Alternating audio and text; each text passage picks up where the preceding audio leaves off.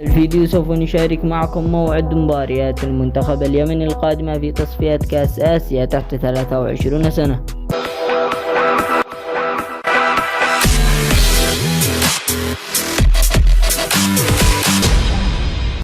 السلام عليكم مشاهدينا الكرام. قبل أن نبدأ بعرض جدول مباريات المنتخب اليمني دعمونا بالضغط على زر الإعجاب ولا تنسوا الاشتراك في القناة ليصلكم كل جديد.